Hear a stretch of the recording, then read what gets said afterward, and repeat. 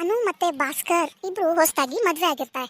ಅವ್ರದ್ದು joint family ಆಗಿರುತ್ತೆ. ಅವ್ರ ಫ್ಯಾಮಿಲಿಯಲ್ಲಿ ಅವ್ರ ಅತ್ತೆ ಮತ್ತು ಭಾಸ್ಕರ್ ತಮ್ಮ ರಾಜು ಇರ್ತಾರೆ. ಮತ್ತು ಅನು ಇವಾಗ ಹೊಸದಾಗಿ ಮನೆಗೆ ಸೊಸೆಯಾಗಿ ಬಂದಿರ್ತಾಳೆ. ಆದರೆ ಭಾಸ್ಕರ್ ತಂದೆ ತೀರ್ಕೊಂಡು ಹೋಗಿರ್ತಾರೆ. ಇವತ್ತು ನಾನು ಟಿಫಿನ್ಗೆ ಉಪ್ಪಿಟ್ಟು ಮಾಡಿರಾ? ಉಪ್ಪಿಟ್ಟಾ? ಅಯ್ಯೋ, ನನಗಿಷ್ಟ ಆಗಲ್ವಲ್ಲ. ಅವನ ಕೆಲಸ ಮಾಡು, ಪರೋಟ ಮಾಡು. ಅಯ್ಯೋ, ನನಗೆ ಪರೋಟ ಮಾಡಕ್ಕೆ ಬರಲ್ವಲ್ಲ, ಏನು ಹೇಳೋದು? ಹಾಂ ಸರಿ, ಮಾಡ್ತೀನಿ. ಸರಿ, ಹಾಗಾದರೆ ಪರೋಟ ಮಾಡಿದ್ದಾದ್ಮೇಲೆ ನನ್ನ ತಮ್ಮ ರಾಜು ಕೈಲಿ ಲಂಚ್ ಬಾಕ್ಸ್ ಕಳಿಸ್ಕೊಟ್ಬಿಡು, ಆಯಿತಾ? ಓಕೆ, ನಾನು ಆಫೀಸ್ಗೆ ಲೇಟ್ ಆಯಿತು, ನಾನು ಹೋಗಿ ಬರ್ತೀನಿ. ಬಾಯ್. ಐ ಲವ್ ಯು ಅನು. ಹಾಂ ಐ ಲವ್ ಯು ಟು. ಸರಿ, ಹುಷಾರು, ಟೇಕ್ ಕೇರ್. ಸರಿ ರೀ. ಭಾಸ್ಕರ್ ಇಷ್ಟು ಹೇಳಿ ಆಫೀಸ್ಗೆ ಹೋಗ್ತಾನೆ. ಆದರೆ ಅವ್ನ ಮನಸ್ಸೊಳಗೆ ಒಂಥರ ಬೇಜಾರು, ಕಸಿ ಬಿಸಿ ಆಗ್ತಾ ಇರುತ್ತೆ. ಯಾಕಂದರೆ ತನ್ನ ಹೆಂಡತಿ ಅನು ತುಂಬ ಸುಂದರವಾಗಿದ್ದಾಳೆ. ನನ್ನ ತಮ್ಮ ರಾಜು ಜೊತೆ ಎಲ್ಲಿ ಅವಳು ಒಂಥರ ಕಂಪೇರ್ ಮಾಡ್ತಾ ಇರ್ತಾನೆ. ಯಾವಾಗಲೂ ಒಂದು ಅದೇ ಕಸಿ ಬಿಸಿ. ಮದುವೆ ಆಗಿದ್ದು ಹೊಸದ್ರಲ್ಲಿಂದ ಬಂದಾಗಿಂದ ಇದೇ ಕತೆ ಆಗ್ತಾ ಇರುತ್ತೆ. ಪರೋಟ ಮಾಡೋಕ್ಕೆ ಬರಲ್ಲ, ಇನ್ನೇನು ಯೂಟ್ಯೂಬೇ ಗತಿ. ಯೂಟ್ಯೂಬ್ ನೋಡಿಕೊಂಡು ಮಾಡ್ತೀನಿ. ನಿನ್ನ ಗಂಡ ಆಫೀಸ್ಗೆ ಹೋದ್ ನಾನು? ಹಾಂ ಅತ್ತೆ, ಅವ್ರು ಹೊರಟೋದ್ರು. ಸರಿ ಆಯ್ತಮ್ಮ, ನನಗೊಂದು ಲೋಟ ಕಾಫಿ ಮಾಡ್ಕೊಂಡು ಬರಮ್ಮ. ಆಯಿತು ಅತ್ತೆ, ಮಾಡ್ಕೊಂಡು ಬರ್ತೀನಿ. ಅನು ಹೆಂಗೋ ಯೂಟ್ಯೂಬ್ ನೋಡಿಕೊಂಡು ಪರೋಟ ಮಾಡೋದನ್ನು ಕಲಿತು ತನ್ನ ಗಂಡನಿಗೆ ಟಿಫಿನ್ ರೆಡಿ ಮಾಡ್ತಾಳೆ. ಅತ್ತಿಗೆ, ಟಿಫಿನ್ ರೆಡಿ ಆಯಿತಾ? ಕೊಡಿ, ನಾನು ಹೋಗಿ ಕೊಟ್ಬಿಟ್ಟು ಬರ್ತೀನಿ ಅಣ್ಣನಿಗೆ. ಹಾಂ ಆಯಿತು, ಒಂದು ನಿಮಿಷ ತೊಗೊಂಡು ಬರ್ತೀನಿ.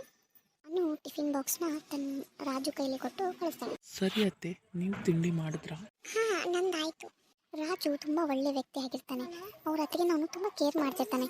ತಾಯಿ ಸ್ಥಾನದಲ್ಲಿಟ್ಟು ಅವ್ರನ್ನ ನೋಡ್ತಿರ್ತಾನೆ. ಅದನ್ನು ಮಿಸ್ಅಂಡರ್ಸ್ಟ್ಯಾಂಡ್ ಮಾಡ್ಕೋತಾನೆ ಭಾಸ್ಕರ್. ಸರಿ ಅತ್ತಿಗೆ, ಬಾಯ್. ಹಾಂ ಓಕೆ ಬಾಯ್. ರಾಜು ತುಂಬ ಒಳ್ಳೆ ಹುಡುಗ. ಅವನು ನನ್ನ ತುಂಬ ಕೇರ್ ಮಾಡ್ತಾನೆ. ಏನು ಅಕ್ಕನೋ ತಂಗಿನೋ ಅಮ್ಮನೋ ಅನ್ನೋ ಸ್ಥಾನದಲ್ಲಿಟ್ಟು ನನ್ನ ನೋಡ್ತಾನೆ. ಆದರೆ ನಮ್ಮ ಮನೆಯವರು ಹಾಗಲ್ಲ, ಏನೋ ಮಿಸ್ಅಂಡರ್ಸ್ಟ್ಯಾಂಡಿಂಗ್ ಮಾಡ್ಕೋತಾರೆ. ಅವ್ರಿಗೂ ಏನೂ ಹೇಳೋಕ್ಕಾಗಲ್ಲ, ಇವ್ರಿಗೂ ಏನೂ ಹೇಳೋಕ್ಕಾಗಲ್ಲ. ನಡುಕ್ಕೆ ನಾನು ಸಿಕ್ಕೋಬೇಕು. ಅನು ಮತ್ತು ರಾಜು ಏನೋ ಮಾತಾಡ್ತಾ ಸೋಫಾ ಮೇಲೆ ಕೂತಿರ್ತಾರೆ. ಅಷ್ಟೊತ್ತಿಗೆ ಭಾಸ್ಕರ್ ಆಫೀಸಿಂದ ಬಂದ್ಬಿಡ್ತಾನೆ. ಇವರಿಬ್ಬರು ಕೂತ್ಕೊಂಡು ಮಾತಾಡೋದನ್ನು ನೋಡಿ ಅವನಿಗೆ ತಡ್ಕೊಳ್ಳೋಕೆ ಆಗೋದಿಲ್ಲ. ಕೆಟ್ಟ ಕೋಪ ಬರುತ್ತೆ. ಕೈಯಲ್ಲಿದ್ದ ಕ್ಯಾರಿಯನ್ನು ಜೋರಾಗಿ ಬಿಸಾಕಿ ಅಲ್ಲಿಂದ ಹೊಟ್ಟೋಗ್ಬಿಡ್ತಾನೆ. ಛೇ, ಅಲ್ಲ, ಇವ್ರು ಸ್ವಲ್ಪನೂ ಪರಿಜ್ಞಾನ ಇಲ್ವಾ? ನನ್ನ ಅತ್ತೆಗೆ ಮಾತಾಡಬಾರ್ದು ಮೈದನ ಜೊತೆ ಅನ್ನೋದು ಸ್ವಲ್ಪನೂ ಗೊತ್ತಾಗಲ್ಲ. ಇಬ್ಬರು ಒಂದೇ ಸೋಫಾ ಮೇಲೆ ಕೂತ್ಕೊಂಡು ಮಾತಾಡ್ತಿದ್ದಾರೆ. ರೂಮಿಗೆ ಬರಲಿ, ಮಾತಾಡ್ಕೊತೀನಿ ಇವ್ರಿಗೆ. ಭಾಸ್ಕರ್ ರೂಮ್ನಲ್ಲಿ ಕೂತ್ಕೊಂಡು ಅನುನ ಜೋರಾಗಿ ಹೋಗ್ತಾನೆ. ಅನು, ಅನು ಬಾಯಿಲಿ. ಹಾಂ ಬಂದೆ ರೀ. ಹಾಂ ಏನು ಕೂಗಿದ್ರಿ? ಹೌದು, ನೀವು ಯಾಕೆ ಕ್ಯಾರಿಯರ್ನ ಅಷ್ಟು ಜೋರಾಗಿ ಬಿಸಾಕಿ ಬಂತು ಇಲ್ಲಿ ಕೂತ್ಕೊಂಡ್ರಿ? ಗಂಡ ಅನ್ನೋನು ಬಂದಿದ್ದಾನೆ, ಅವ್ನಿಗೆ ಏನು ಕಾಫಿ ಕೊಡಬೇಕು, ನೀರು ಕೊಡಬೇಕು ಅಂತ ಕೇಳೋದು ಬಿಟ್ಟು ಇನ್ನೂ ಅಲ್ಲೇ ಹಲ್ಕಿಸ್ಕೊಂಡು ಮಾತಾಡ್ತಾ ಇದೆಯಲ್ಲ, ಅರ್ಥ ಆಗಲ್ವಾ ನಿಮಗೆ? ಇದೇನಾ ನಿಮ್ಮ ಮನೇಲಿ ನನಗೆ ಹೇಳ್ಕೊಟ್ಟಿರೋದು? ಗಂಡಸರ ಜೊತೆ ಮಾತಾಡ್ತಾ ಕೂರೋದು? ಅಷ್ಟಕ್ಕೊಂದು ನಾನು ಯಾಕೆ ಕಂಡು ಗಂಡಸರ ಜೊತೆ ಎಲ್ಲ ಮಾತಾಡಿದ್ದೀನಿ ರೀ? ನಮ್ಮ ಮೈದ್ನ ಅವನು ನಿಮ್ಮ ತಮ್ಮ ರೀ ರಾಜು, ಅವನ ಜೊತೆ ಮಾತಾಡ್ತಾ ಇದ್ದೆ. ಅದು ಏನೋ ಅವ್ನ ಕಂಪನಿ ಬಗ್ಗೆ ಹೇಳ್ತಾ ಇದ್ದ, ಸೊ ಅದನ್ನೇ ಕೇಳ್ತಾ ಇದ್ದೆ ಅಷ್ಟೇ, ಮತ್ತೇನು ಇಲ್ಲ. ನೀನು ಅದನ್ನು ಕೇಳಿಕೊಂಡು ಏನು ಮಾಡಬೇಕಾಗಿದೆ? ನೀನೇನಾದರೂ ಹೋಗಿ ಅಲ್ಲಿ ಕಂಪನಿ ಒಳಗೆ ಕೆಲಸ ಮಾಡಬೇಕಾ? ಇಲ್ಲ ಅಲ್ವಾ? ಅದ್ರ ಬಗ್ಗೆ ನೀನು ತಲೆ ಹಾಕಬೇಡ. ಅವನ ಜೊತೆ ನೀನು ಮಾತಾಡೋದು ಬೇಡ. ಅಲ್ಲ ರೀ, ಅದು ಮಾತಾಡಬೇಡ, ಹೋಗು ಕಾಫಿ ತೊಗೊಂಡು ಬಾ ನನಗೆ. ಅನುಗೆ ಭಾಸ್ಕರ್ ಹೀಗೆ ಬಂದಿದ್ದು ನೋಡಿ ತುಂಬ ಬೇಜಾರಾಗ್ಬಿಡುತ್ತೆ. ಯಾಕಂದರೆ ರಾಜು ಮತ್ತು ಅನುನ ಸಂಬಂಧ ತುಂಬ ಒಳ್ಳೆಯ ಸಂಬಂಧ ಆಗಿರುತ್ತೆ. ಇವರು ಅದನ್ನು ಈ ಟೈಪ್ ಮಾತಾಡಿದ್ದಕ್ಕೆ ಅವ್ರಿಗೆ ತುಂಬ ಬೇಜಾರಾಗ್ಬಿಡುತ್ತೆ. ಅವ್ರು ಒಂದು ಮಾತು ಆಡದೆ ಅಲ್ಲಿಂದ ಹೊರಟೋಗ್ಬಿಡ್ತಾಳೆ. ಮರುದಿನ ಅನು ಮಾರ್ಕೆಟ್ಗೆ ಹೋಗಿರ್ತಾಳೆ.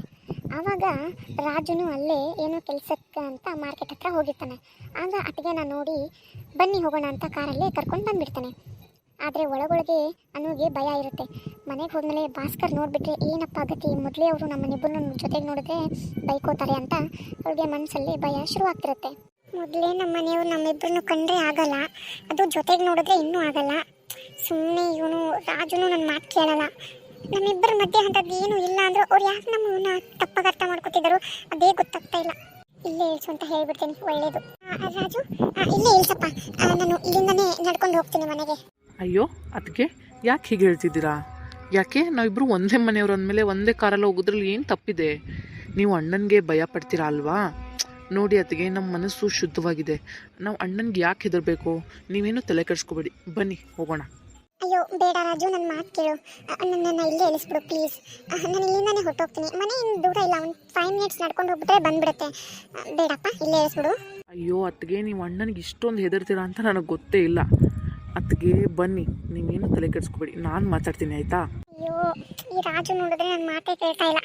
ಮನೆಗೆ ಹೋದ್ಮೇಲೆ ಇನ್ನೇನು ಕಾದಿದೆಯೋ ಏನೋ. ಆಯ್ತು, ಸರಿ ಬಿಡು. ರಾಜು ಮತ್ತೆ ಅನು ಇಬ್ರು ಒಂದೇ ಕಾರಲ್ಲಿ ಹೋಗ್ತಾರೆ ಮನೆಗೆ. ಅನು ಮತ್ತೆ ರಾಜು ಇಬ್ರು ಕೂಡಿ ಬಂದೇ ಬಿಡ್ತಾರೆ. ಆದ್ರೆ ಭಾಸ್ಕರ್ ಅವರಿಬ್ರು ನೋಡಿರೋದೇ ಇಲ್ಲ. ಆಮೇಲೆ ತಕ್ಷಣ ಅವನು ಅವ್ರನ್ನ ನೋಡ್ಬಿಡ್ತಾನೆ. ಯಾಕಣ್ಣ ಅಷ್ಟು ಸಿಟ್ಟಿನಿಂದ ನೋಡ್ತಾ ಇದೀಯಾ ನಮ್ಮಿಬ್ಬರನ್ನು? ಎಲ್ಲಿಗೆ ಹೋಗಿ ಬರ್ತಾ ಇದ್ದೀರಾ ಇಬ್ಬರು? ಹೊರಗಡೆ ನಿಮಗೆ ಲಲ್ಲೆ ಹೊಡೆಯೋಕೆ ಇಲ್ಲಿ ನಿಮಗೆ ಇಕ್ಕಟ್ಟಾಗುತ್ತೆ ಅಂತ ಹೊರಗಡೆ ಹೋಗಿದ್ದೀರಾ? ಅಯ್ಯೋ ರೀ, ಏನು ಅಂತ ಮಾತಾಡ್ತಾ ಇದ್ದೀರಾ ನೀವು? ಏನು ಮಾತಾಡ್ತಾ ಇದ್ದೀರಾ ಅನ್ನೋದು ನಿಮಗೆ ಸ್ವಲ್ಪನಾದ್ರೂ ಪರಿಜ್ಞಾನ ಇದೆಯಾ? ಇವ್ನು ನಿಮ್ಮ ತಮ್ಮ ರೀ, ಬೇರೆ ಯಾರು ಅಲ್ಲ. ಅಷ್ಟಕ್ಕೂ ನಾವು ಎಲ್ಲಿಗೆ ಹೋಗಿದ್ವಿ, ಏನಾಯ್ತು, ಯಾಕೆ ಇಬ್ರು ಜೊತೆಗೆ ಬರ್ತಾ ಇದ್ವಿ ಅನ್ನೋದು ನಿಮ್ಗೆ ಏನಾದ್ರೂ ಸ್ವಲ್ಪನಾದ್ರೂ ಗೊತ್ತಾ? ಗೊತ್ತಿಲ್ಲದೆ ನೀವು ಏನೇನೋ ಮಾತಾಡ್ತಾ ಇದ್ದೀರಲ್ಲ, ತಪ್ಪು ಅಲ್ವಾ ಇದು? ಮುಚ್ಚೆ ಬಾಯಿ ನೀನು ನನಗೆ ತಪ್ಪು ಸರಿಗಳನ್ನ ತೋರಿಸ್ಕೊಡ್ಬೇಕಾಗಿಲ್ಲ. ಬಂದಾಗಿಂದ ನೋಡ್ತಾ ಇದ್ದೀನಿ ನಿಮ್ಮಿಬ್ಬರು. ನಾನು ಏನು ಇಬ್ರು ಜೊತೆಗೆ ಕೂತ್ಕೊಂಡು ಮಾತಾಡ್ತಿರ್ತೀರಾ ಒಂದೇ ಸೋಫಾದ ಮೇಲೆ, ಇಬ್ರು ಜೊತೆಗೆ ಇರ್ತೀರಾ. ಆಮೇಲೆ ಇವತ್ತು ಇಬ್ರು ಜೊತೆಗೆ ಹೋಗಿ ಬರ್ತಾ ಇದ್ದೀರಾ ಒಂದೇ ಕಾರಲ್ಲಿ. ನಾನು ಸುಮ್ಮನೆ ಇದ್ದೀನಿ ನೋಡಿ ನನಗೂ ಸಾಕಾಗೋಗಿದೆ. ನೀನು ನನ್ನ ಮದುವೆ ಆಗಿದೋ ಇಲ್ಲ ನನ್ನ ತಮ್ಮನ ಮದುವೆ ಆಗಿದೆ ಅಂದರೆ ನನಗೆ ಗೊತ್ತಾಗ್ತಾ ಇಲ್ಲ. ಅಣ್ಣ, ನೀನು ನನಗಿನ ವಯಸ್ಸಲ್ಲಿ ದೊಡ್ಡವನು ಅಂತ ನಿನಗೆ ಮರ್ಯಾದೆ ಕೊಡ್ತಾ ಇದ್ದೀನಿ. ಈ ಜಾಗದಲ್ಲಿ ಬೇರೆ ಯಾರಾದರೂ ಆಗಿದ್ರೆ ನಡೆಯೋದೇ ಬೇರೆ. ಏನು ಅಂತ ಮಾತಾಡ್ತಿದ್ಯಾ? ಅತ್ತಿಗೆ ನಮ್ಮ ಅಮ್ಮನ ಸಮಾನ. ಅತ್ತಿಗೆ ಅಂದರೆ ಏನು ಅಂದ್ಕೊಂಡಿದ್ಯಾ ಅಣ್ಣ ನೀನು? ಎರಡನೇ ತಾಯಿ ಇದ್ದಾಗೆ. ಛೇ, ನೀನನ್ನು ಇಷ್ಟು ಕೇಳುವಾಗ ಮಾತಾಡ್ತೀಯ ಅಂತ ನಾನು ಕನಸಲ್ಲೂ ಅಂದ್ಕೊಂಡಿರಲಿಲ್ಲ. ಏನೋ ಮಾಡ್ತಿದ್ದೀಯ ನೀನು? ಏನು ಮಾಡ್ತಿದ್ದೆ? ಏನು ಮಾಡ್ತೀಯಾ? ಈಗಲೇ ಮಾಡು. ಅಣ್ಣ ಪ್ಲೀಸ್, ನಂಗೆ ನಿನ್ನ ಜೊತೆ ಜಗಳ ಮಾಡೋಕ್ಕೆ ಇಷ್ಟ ಇಲ್ಲ. ಪ್ಲೀಸ್ ಅಣ್ಣ, ಅರ್ಥ ಮಾಡ್ಕೋ. ಯಾಕಣ್ಣ ಹೀಗೆ ಮಾತಾಡ್ತಿದ್ಯಾ ನೀನು? ಹೌದು ರೀ, ರಾಜು ಅವನು ಬೇರೆ ಯಾರು ಅಲ್ಲ ರೀ. ಅವನು ನಿಮ್ಗೆ ಹೆಂಗೆ ಅರ್ಥ ಮಾಡಿಸ್ಬೇಕು? ನೀವು ನನ್ನ ಇಷ್ಟೇನ ಅರ್ಥ ಮಾಡ್ಕೊಂಡಿರೋದು ರೀ? ಈ ಥರ ಸಂಬಂಧಗಳನ್ನ ಕಲಪಿಸಿ ಒಂದು ಹೆಣ್ಣಿನ ಜೀವನ ಹಾಳಾಗುತ್ತೆ ರೀ. ಹೀಗೆಲ್ಲ ಗೊತ್ತಿಲ್ಲದೆ ಏನೇನೋ ಮಾತಾಡೋದು ತಪ್ಪಾಗುತ್ತೆ. ನೀನು ವೇದಾಂತ ಕೇಳೋಕೆ ನನಗೆ ಟೈಮ್ ಇಲ್ಲ. ನೀನು ನನಗೆ ಬೇಡ. ಇವತ್ತೇ ಡಿವೋರ್ಸ್ಗೆ ಅಪ್ಲೈ ಮಾಡ್ತೀನಿ. ನಮ್ಮಿಬ್ಬರು ಡಿವೋರ್ಸ್ ಆಗಬೇಕು. ಅಣ್ಣ ದಯವಿಟ್ಟು ನನ್ನಿಂದ ನೀವಿಬ್ಬರು ದೂರ ಆಗೋದು ನನಗೆ ಇಷ್ಟ ಇಲ್ಲ. ನಾನೇ ನಿಮ್ಮಿಂದ ದೂರ ಹೋಗ್ತೀನಿ, ಆಯಿತಾ? ನೀನು ನನ್ನನ್ನು ಇಷ್ಟೇ ಅರ್ಥ ಮಾಡ್ಕೊಂಡಿರೋದು ಅಂತ ನನಗೆ ಇವಾಗ ಗೊತ್ತಾಗ್ತಾ ಇದೆ. ನಾವಿಬ್ಬರು ಜೊತೆಗೆ ಬೆಳೆದ್ವಿ, ಜೊತೆಗೆ ಹುಟ್ಟಿದ್ವಿ, ಇವಾಗ ಜೊತೆಗೆ ದೊಡ್ಡವರು ಆಗಿದ್ದೀವಿ. ಇಷ್ಟೆಲ್ಲ ಆದರೂ ನೀನು ನನ್ನನ್ನು ಇಷ್ಟೇ ಅರ್ಥ ಮಾಡ್ಕೊಂಡಿದ್ದೀಯಾ ಅಂದರೆ ನಾನೇನು ಮಾಡೋಕ್ಕಾಗಲ್ಲ ಅಣ್ಣ. ಆದರೆ ಅತ್ತಿಗೆ ನನ್ನ ಸಂಬಂಧ ಒಂದು ತಾಯಿ ಮಗನ ಸಂಬಂಧ. ಅದಕ್ಕೆ ನೀನು ಏನೇನೋ ಕಲ್ಪಿಸ್ಕೊಂಡು ಅತ್ತಿಗೆನ ದೂರ ಮಾಡ್ಕೋಬೇಡ ಅಣ್ಣ, ಪ್ಲೀಸ್ ದಯವಿಟ್ಟು. ನೀವು ಏನೇ ಹೇಳಿದ್ರು ನಾನು ಕೇಳೋ ಪರಿಸ್ಥಿತಿಯಲ್ಲಿ ಇಲ್ಲ. ನನಗಿದನ್ನೆಲ್ಲ ನೋಡೋಕ್ಕಾಗ್ತಾ ಇಲ್ಲ, ಸಹಿಸೋಕ್ಕೂ ಆಗ್ತಾಯಿಲ್ಲ ನನ್ನಿಂದ. ಸೊ ಅದಕ್ಕೆ ನಾನು ಡಿವೋರ್ಸ್ಗೆ ಅಪ್ಲೈ ಮಾಡ್ತೀನಿ ಅಷ್ಟೇ. ರೀ, ಹಾಗನ್ಬೇಡ್ರಿ ದಯವಿಟ್ಟು. ನನ್ನ ಕ್ಷಮಿಸಿ. ಆದರೆ ನಾನೇನು ತಪ್ಪು ಮಾಡಿಲ್ಲ ಅಂದರೆ ನಿನ್ನ ಕ್ಷಮೆ ಕೇಳ್ತಾ ಇದ್ದೀನಿ. ನನ್ನನ್ನು ನೀವೇ ಅರ್ಥ ಮಾಡ್ಕೊಂಡಿಲ್ಲ ಅಂದರೆ ಇನ್ಯಾರು ಅರ್ಥ ಮಾಡ್ಕೊಳ್ತಾರೆ? ಏನ್ರಿ ಅದು? ಏನು ನಿಮ್ಮ ಗಲಾಟೆ? ಅಮ್ಮ, ಅಣ್ಣನಿಗೆ ನೀನಾದರೂ ತಿಳಿಸಿ ಹೇಳಮ್ಮ. ಅತ್ತಿಗೆಗೆ ಡೈವೋರ್ಸ್ ಕೊಡ್ತಾನಂತೆ. ನೋಡಿ, ನೀವೇ ಅವ್ರಿಗೆ ತಿಳಿಸಿ ಹೇಳಿ ಸ್ವಲ್ಪ. ಏನು ಡಿವೋರ್ಸಾ? ಯಾಕೋ ಭಾಸ್ಕರ್, ನಿನಗೇನಾಯಿತು? ನೀನು ದೊಡ್ಡವನು ವಯಸ್ಸಿನಲ್ಲಿ, ಏನೇನು ತಪ್ಪ ಕಲ್ಪನೆ ಮಾಡ್ಕೊಂಡು ನೀನು ಈ ಥರ ಮಾಡೋದು ತಪ್ಪಾಗುತ್ತೆ ಕಣೋ. ಮದುವೆ ಆಗಿ 1 ತಿಂಗಳು ಸಹ ಆಗಿಲ್ಲ ನಿಮ್ಮ ಮದುವೆ ಆಗಿ. ಅಮ್ಮ, ನೀನು ಏನೇ ಹೇಳಿದ್ರು, ಮನೇಲಿ ಯಾರು ಏನೇ ಹೇಳಿದ್ರು ನಾನು ಕೇಳೋ ಪರಿಸ್ಥಿತಿಯಲ್ಲಿ ಇಲ್ಲ. ನನಗೆ ಇವಳು ಬೇಡ ಅಷ್ಟೇ. ಅತ್ತಿಗೆ ಅವ್ರು ನಂಬಿಲ್ಲ ಅಂದರು, ನೀವಾದ್ರೂ ನನ್ನ ನಂಬಿ ಅತ್ತಿಗೆ. ಏನೇನಾಯಿತು ಅಂತ ನೀನು ಹೇಳ್ತೀನಿ. ನಾನು ಮಾರ್ಕೆಟ್ಗೆ ಹೋಗಿದ್ದೆ. ಅಲ್ಲಿ ರಾಜು ಏನೋ ಕೆಲಸ ಇದೆ ಅಂತ ಅವನು ಸಹ ಅಲ್ಲಿ ಬಂದಿದ್ದ. ಬಂದಾಗ ನನ್ನನ್ನು ನೋಡಿ ಅತ್ತಿಗೆ ಬನ್ನಿ ನಾನು ಮನೆ ಕಡೆನೇ ಹೋಗ್ತಾ ಇದ್ದೀನಿ, ಬ್ಯಾಗು ಕೂಡ ಒಜ್ಜ ಇದೆ ಕೈಯಲ್ಲಿ, ಬನ್ನಿ ಹೋಗೋಣ ಅಂತ ಇಬ್ಬರು ಕೂಡಿ ಬಂದ್ವಿ. ಮೊನ್ನೆ ಸೋಫಾ ಮೇಲೆ ರಾಜು ಅವ್ರ ಕಾಲೇಜಿನ ವಿಷಯನ ನನಗೆ ಹೇಳ್ತಾ ಇದ್ದ. ಅವನು ಯಾವುದೋ ಒಂದು ಹುಡುಗಿನ ಇಷ್ಟಪಡ್ತಾ ಇದ್ದೀನಿ ಅತ್ತಿಗೆ, ನೀವೇ ಹೇಳಿ ಅಮ್ಮನಿಗೆ ಅಣ್ಣನಿಗೆ ಒಪ್ಪಿಸಿ ನಮ್ಮಿಬ್ಬರು ಮದುವೆ ಮಾಡಿಸ್ಬೇಕು ಅಂತ ನನ್ನ ಹತ್ರ ಕೇಳ್ಕೊಳ್ತಾ ಇದ್ದ. ಅದು ಬಿಟ್ಟರೆ ಅತ್ತಿಗೆ ಅತ್ತೆ, ನನ್ನ ಮತ್ತು ರಾಜು ನಡುವೆ ಯಾವ ಕೆಟ್ಟ ಸಂಬಂಧನೂ ಇಲ್ಲ. ನಾವಿಬ್ಬರು ಅಕ್ಕ ತಮ್ಮನೋ ಇಲ್ಲ ಅಮ್ಮ ಮಗ ಥರ ಸಂಬಂಧ ನಮ್ದಿದೆ. ಇವರು ಅದನ್ನು ಅರ್ಥನೇ ಮಾಡ್ಕೊಳ್ತಾ ಇಲ್ಲ ರೀ. ನೀವೇನು ಹೇಳಿದ್ರು ನಾನು ಮಾಡೋಕೆ ರೆಡಿ.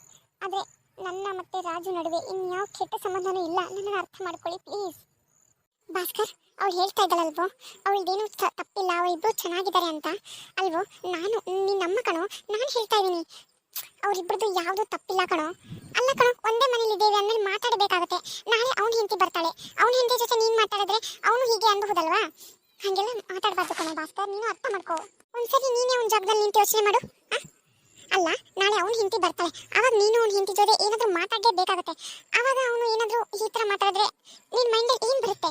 ಭಾಸ್ಕರ್ ಆವಾಗ ಯೋಚನೆ ಮಾಡ್ತಾನೆ, ಹೌದು ನಾನೇನು ದುಡುಕಿ ತಪ್ಪು ಮಾಡಿಬಿಟ್ಟೆ. ಒಂದೇ ಮನೆ ಅಂದಮೇಲೆ ಮಾತುಕತೆಗಳಾಗ್ತಾ ಇರುತ್ತೆ. ನಾನು ಈ ಥರ ಎಲ್ಲ ಸಂಬಂಧಗಳನ್ನ ನಾವೇ ಕಲ್ಪಿಸ್ಕೋಬಾರ್ದು ಅನ್ನೋದು ಅವನ ತಲೆಯಲ್ಲಿ ಯೋಚನೆ ಬರುತ್ತೆ. ಆವಾಗ ಅವನು ತನ್ನ ತಾಯಿ, ತಮ್ಮ ಮತ್ತು ಅನುಗೆ ಕ್ಷಮೆ ಕೇಳ್ತಾನೆ. ಅನು, ನೀನು ಇಷ್ಟು ಒಳ್ಳೆಯವಳು ಅಂತ ನನಗೆ ಗೊತ್ತಾಗಿರಲಿಲ್ಲ.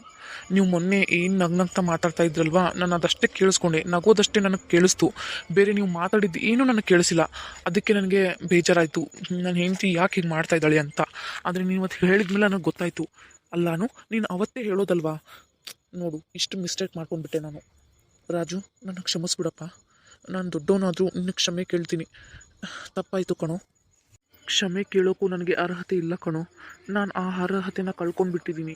ಅಯ್ಯೋ ಅಣ್ಣ, ಎಷ್ಟೇ ಆಗಲಿ ನೀನು ನನ್ನ ಅಣ್ಣ ಕಣೋ, ಏನೂ ಕೇಳಬೇಡ ಅಣ್ಣ. ಇರಲಿ ಬಿಡು, ಈ ಥರ ಎಲ್ಲ ಆಗ್ತಾ ಇರುತ್ತೆ. ಆದರೆ ಅದನ್ನು ನಾವು ಸರಿಯಾಗಿ ಗಮನಿಸಿ ಮಾತಾಡಬೇಕು. ಮನಸ್ಸಿಗೆ ನೋವಾಗೋ ಥರ ಅಲ್ಲ. ನೋಡು, ಅದಕ್ಕೆ ಬೇಜಾರಾಗಿದ್ದಾರೆ, ಅವ್ರಿಗೆ ಸಮಾಧಾನ ಮಾಡು, ಆಯಿತಾ? ಅನು, ನನಗೆ ಗೊತ್ತು ನಿನಗೆಷ್ಟು ಬೇಜಾರಾಗಿದೆ ಅಂತ. ಛೇ, ನಾನು ಹಿಂಗೆ ಮಾತಾಡಬಾರ್ದಾಗಿತ್ತು ಅನು. ನನ್ನನ್ನು ಕ್ಷಮಿಸ್ಬಿಡು ಅನು. ನೀನು ಕ್ಷಮಿಸಿದ್ರೂ ಆ ದೇವರು ನನಗೆ ಕ್ಷಮಿಸಲ್ಲ. ನನಗೆ ಗೊತ್ತು ನಾನು ಎಷ್ಟು ಕೆಟ್ಟದಾಗಿ ಬಿಹೇವಿಯರ್ ಮಾಡಿದೆ ಅಂತ, ಎಷ್ಟು ಕೆಟ್ಟ ಪದಗಳನ್ನ ಯೂಸ್ ಮಾಡಿದೆ ಅಂತ. ನನ್ನ ತಮ್ಮ ಮತ್ತು ನಿನ್ನನ್ನು ನಾನು ಹೋಲಿಸ್ಬಿಟ್ಟೆ. ಕ್ಷಮಿಸ್ಬಿಡು ನನ್ನನ್ನು. ನಾನೇನು ಅರ್ಥನೇ ಮಾಡ್ಕೊಳ್ದೆ ಮಾತಾಡ್ಬಿಟ್ಟೆ. ತಪ್ಪಾಯಿತು, ನನ್ನನ್ನು ಕ್ಷಮಿಸ್ಬಿಡು. ಇರ್ಲಿ ಬಿಡ್ರಿ, ಇಷ್ಟು ನಿಮಗೆ ಕೊನೆಗಾದ್ರೂ ಅರ್ಥ ಆಯ್ತಲ್ವಾ, ಅಷ್ಟೇ ಸಾಕು. ನೋಡ್ದೇನು ಭಾಸ್ಕರ್, ನಿನ್ನ ಹೆಂಡತಿ ಎಷ್ಟು ಒಳ್ಳೆಯವಳು ಅಂತ. ಒಬ್ಬರನ್ನ ಸರಿಯಾಗಿ ಅರ್ಥ ಮಾಡ್ಕೊಳ್ದೆ ಅವ್ರ ಬಗ್ಗೆ ಮಾತಾಡೋದು ತುಂಬ ತಪ್ಪಾಗುತ್ತೆ ಕಣೋ. ಅದು ನಿನ್ನ ತಮ್ಮನೇ ಆಗಲಿ, ನಿನ್ನ ಹೆಂಡತಿನೇ ಆಗಲಿ. ಹ್ಞೂ ಅಮ್ಮ, ಹೌದು, ನನ್ನ ತಪ್ಪಾಯ್ತಮ್ಮ, ಕ್ಷಮಿಸ್ಬಿಡಿ. ಸರಿ, ಹೀಗೆ ಎಲ್ಲರೂ ನಗ್ನಗ್ತಾ ಇರೋಣ ಅಷ್ಟೇ. ರಾಜು, ಯಾವ ಹುಡುಗಿಯಪ್ಪ ಅವರು? ಕರ್ಕೊಂಡು ಬಾ ಮನೆಗೆ, ಮಾತಾಡಿ ನಿನ್ನ ಮದುವೆನೂ ಮಾಡಿಬಿಡೋಣ. ಅಮ್ಮ, ನೀನು ಒಪ್ಕೊಂಡ್ಯಾ? ಹ್ಞೂ ಕಣೋ, ಒಪ್ಕೊಂಡಿದ್ದೀನಿ. ಕರ್ಕೊಂಡು ಬಾ ಮನೆಗೆ, ಮಾತಾಡಿ ಬೇಗ ಬೇಗ ನಿನ್ನ ಮದುವೆನೂ ಮಾಡಿಬಿಡೋಣ. ಸರಿ ಅಮ್ಮ, ಆಯಿತು, ನಾಳೆನೇ ಕರ್ಕೊಂಡು ಬರ್ತೀನಿ, ಆಯಿತಾ? ಥ್ಯಾಂಕ್ ಯು ಸೋ ಮಚ್ ಅಮ್ಮ, ಐ ಲವ್ ಯು. ಸರಿನಪ್ಪ, ಬನ್ನಿ ಊಟ ಮಾಡೋಣ. ಎಲ್ಲರೂ ಸೇರಿ ಊಟ ಮಾಡಕ್ಕೆ ಹೋಗ್ತಾರೆ. ಹಾಗೆ ಅವರು ಇನ್ಮೇಲಿಂದ ಖುಷಿ ಖುಷಿಯಾಗಿರ್ತಾರೆ. ಭಾಸ್ಕರ್ ಕೂಡ ಅನುನ ತುಂಬ ಚೆನ್ನಾಗಿ ನೋಡ್ಕೋತಾನೆ. ನೋಡಿದ್ರಲ್ಲ ಫ್ರೆಂಡ್ಸ್, ಇವತ್ತಿನ ಈ ನಮ್ಮ ಸ್ಟೋರಿ ನಿಮಗೆ ಸ್ವಲ್ಪನಾದರೂ ಇಷ್ಟ ಆಗಿದ್ರೆ ದಯವಿಟ್ಟು ನಮ್ಮ ಚಾನಲ್ನ ಸಬ್ಸ್ಕ್ರೈಬ್ ಮಾಡಿಕೊಡಿ. ಹಾಗೆ ವಿಡಿಯೋನ ಲೈಕ್ ಮಾಡಿ, ಶೇರ್ ಮಾಡಿ, ನಿಮ್ಮ ಫ್ರೆಂಡ್ಸ್ ಫ್ಯಾಮಿಲಿ ಗ್ರೂಪ್ಸ್ಗೆ ವಿಡಿಯೋನ ಶೇರ್ ಮಾಡಿ. Thank you.